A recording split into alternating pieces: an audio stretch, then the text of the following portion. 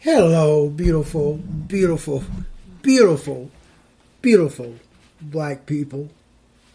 I hope that all is well in your world and this beautiful day in early May of the year 2020 has been a fantastic day for you and all of your wonderful, intelligent black loved ones.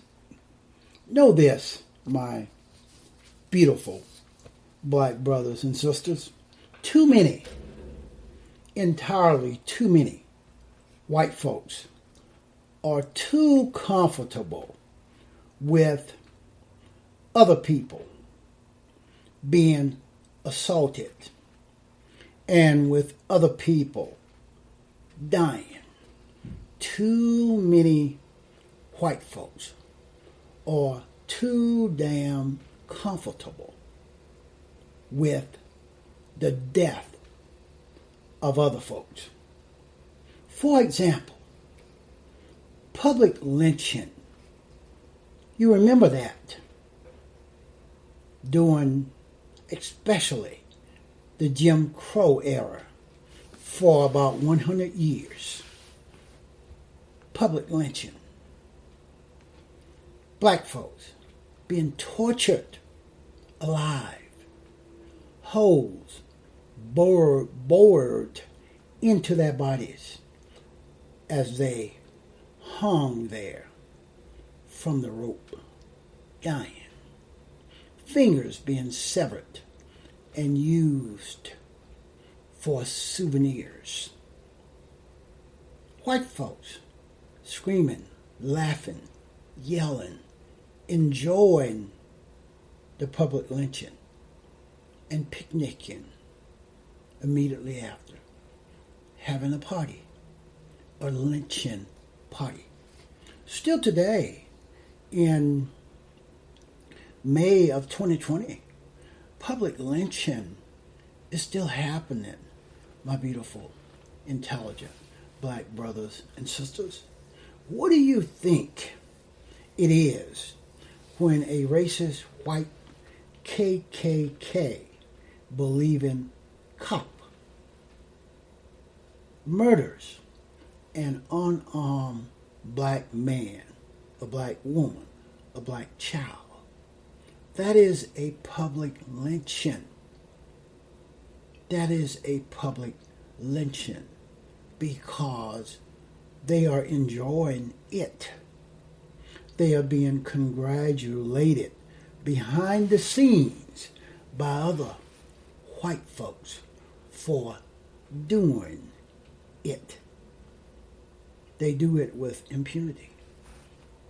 It's a public lynching. Casual killing.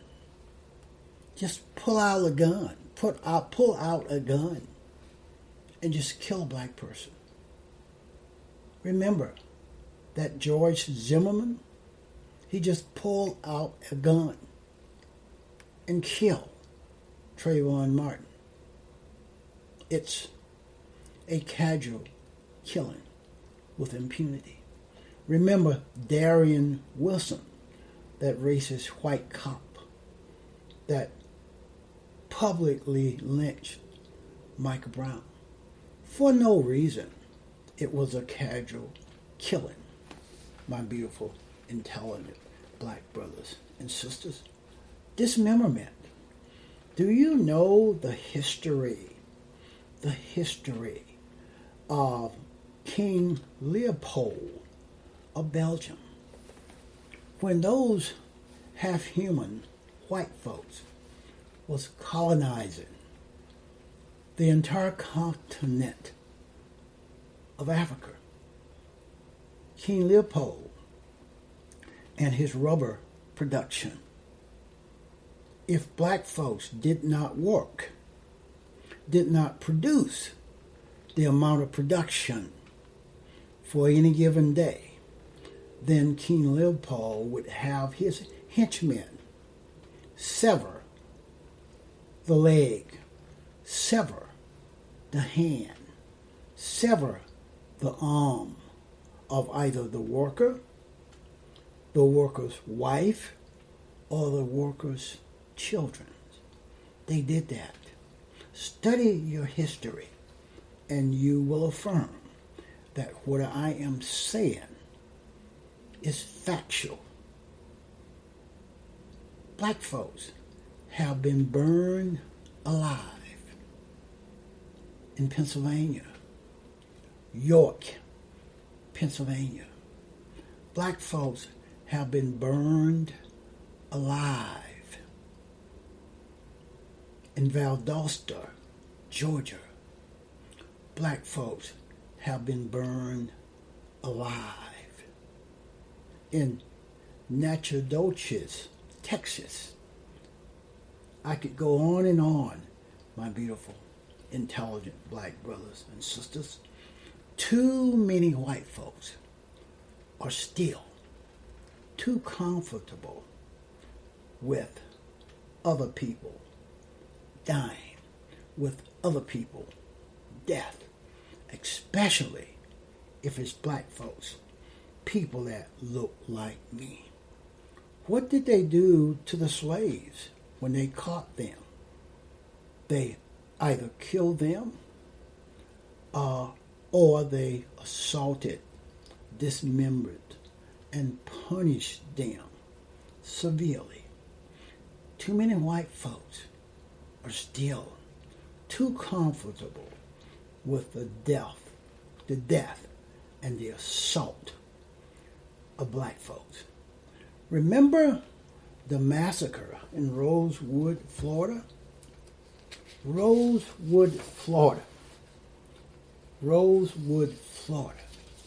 Black folks were murdered, lynched, because a white woman told a lie that some black man had assaulted her.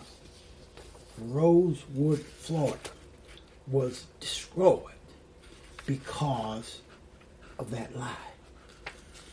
Rosewood, Florida was destroyed because of that lie.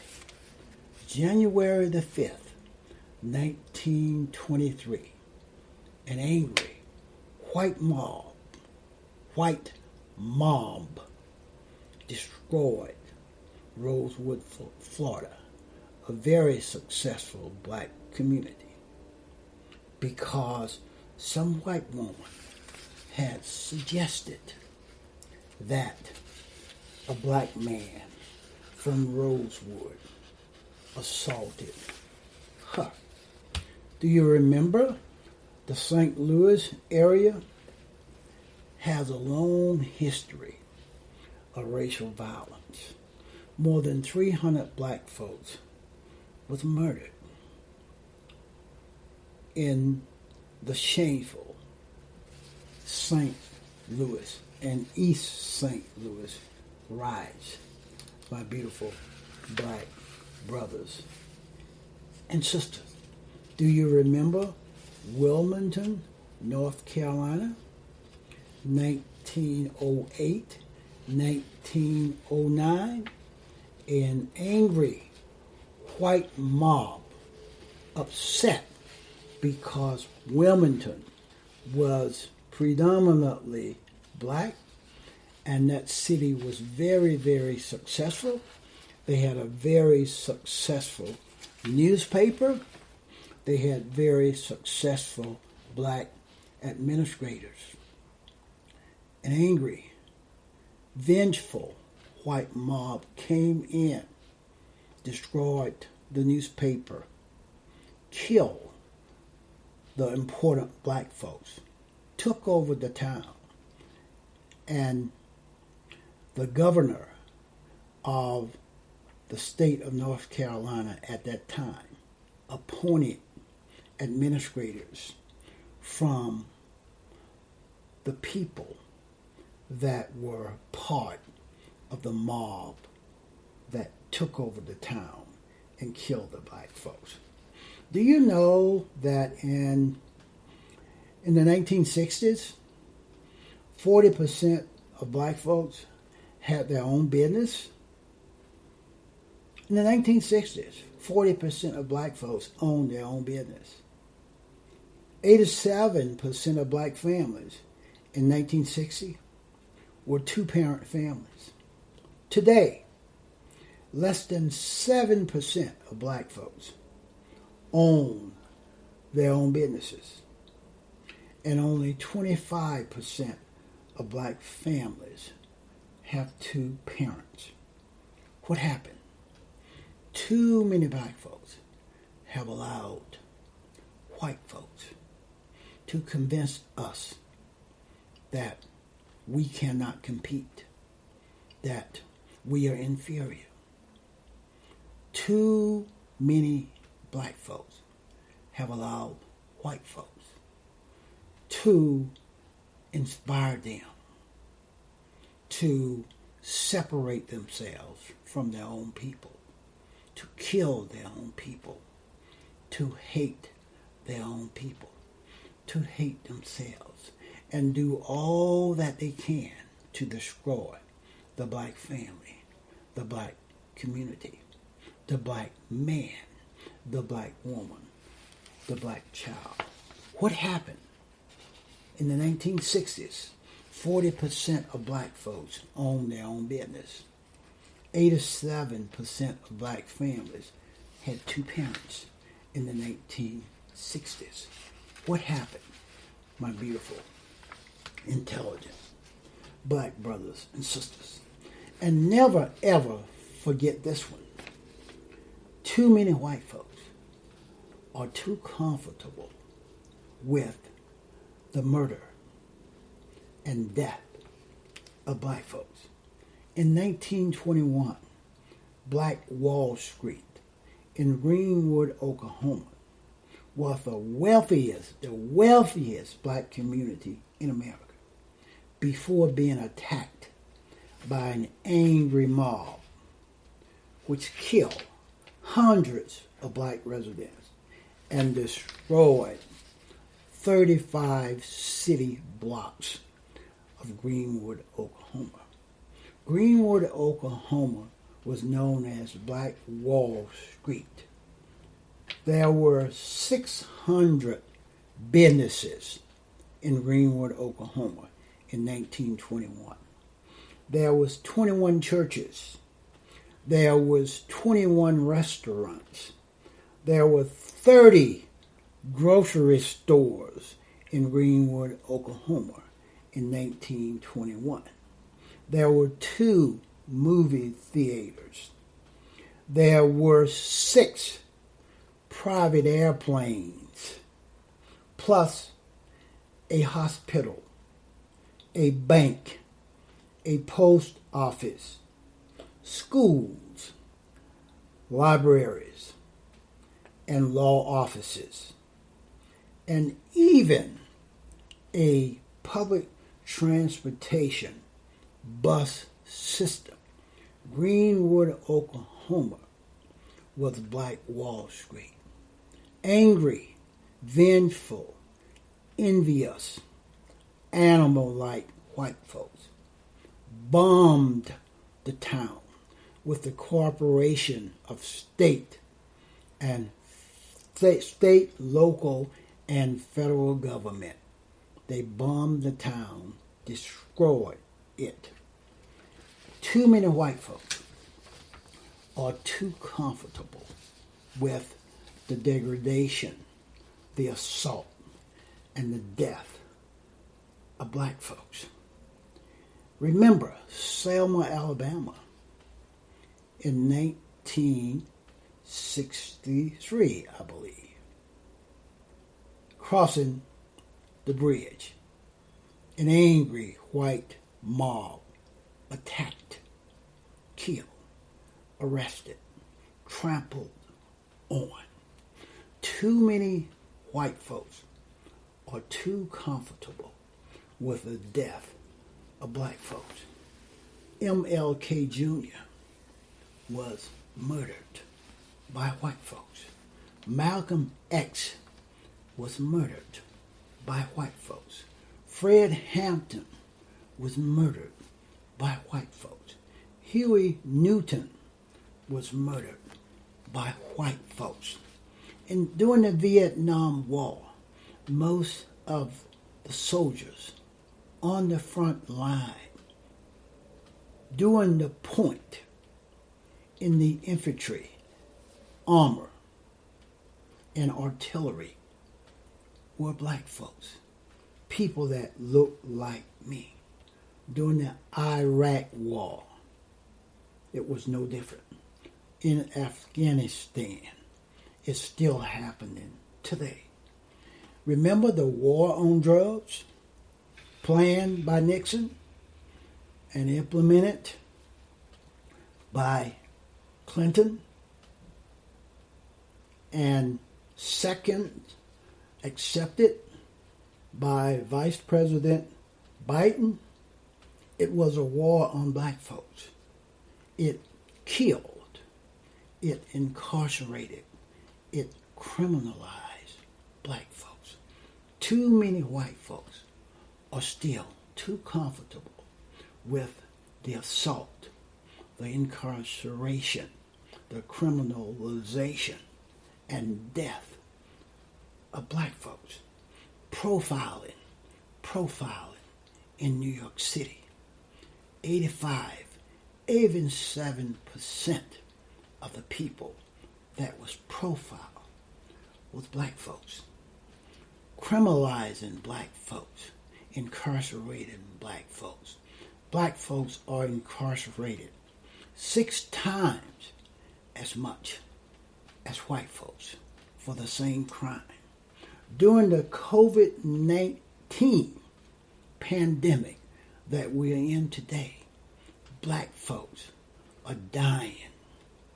More than 50% of the total death, 65,000 plus, are black folks. Too many white folks are too comfortable with the death of black folks. When you see these white folks out there in the Michigan State House, in Columbus, the capital of Ohio, when you see these white folks with weapons, AK-47s, AR-13s, dressed like they are going to intimidate and terrorize someone. These folks are exercising white privilege. These folks are saying to the rest of us, non-white folks, we can do this because of our whiteness. And we all know that if a group of black folks armed with weaponry went to the Michigan State House, they would be arrested, they would be killed, they would be criminalized, they would be incarcerated, etc., etc. These white folks, angry mobs of white folks, are exercising their white privileges. Trump have exercised his white privilege for 4 years now. And every time he's behind a camera and a microphone, in front of a camera and behind a microphone, he's exercising his white privilege. This back to work protests are really examples of white racist domestic terrorists terrorizing America because of their racism, and they can do it because of their whiteness. My beautiful, intelligent black brothers and sisters. That's what I have. That's what I have on this one. Please go to thethrashaway.libsyn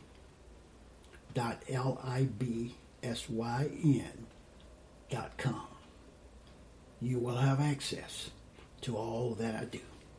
Talk to you on another one very soon.